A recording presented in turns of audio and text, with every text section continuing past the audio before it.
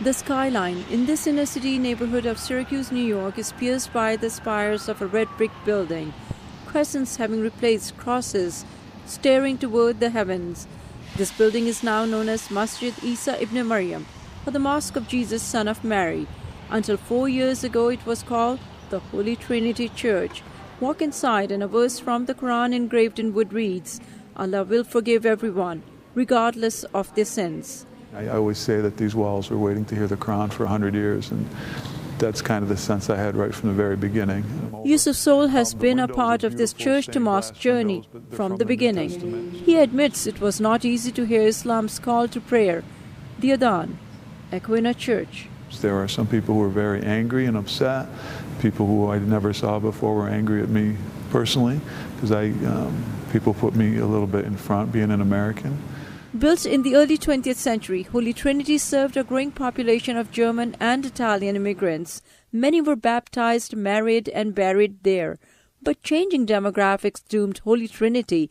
Parishioners moved from the city to the suburbs, replaced by a new wave of immigrants and refugees, many of whom were Muslim. We broke bread with many different groups, and eventually they were at peace and at ease with the idea of this becoming a mosque. In 2010, the Roman Catholic Diocese of Syracuse closed the church as part of a regional reconfiguration. Although others were willing to pay 3 times the price to turn the church into a bar, it was sold to a Muslim group for much less money, so God could still be worshipped in a house of God. And then the rehabilitation of the building started. Pews were removed, its wood used to fix the floor. Thousands of crosses on the walls were redesigned or painted over.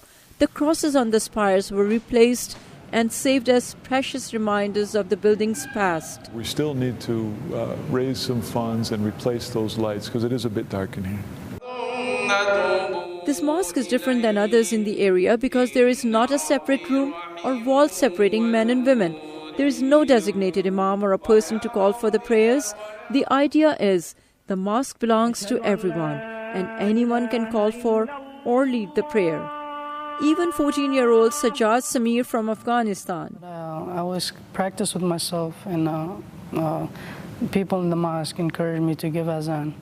And I started giving azan for like a few days. Refugees from several countries live near this mosque, but it serves a community beyond just the Muslims. So they really do see themselves as serving the entire neighborhood, from a food pantry open to all, to picnics and summer events and other things. So they really are wonderful community partners who want to serve the entire community, not just the members, the Muslim community locally.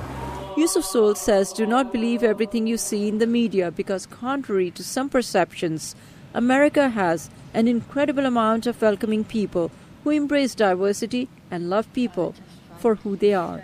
Sabah Shah Khan, VOA News, Syracuse, New York.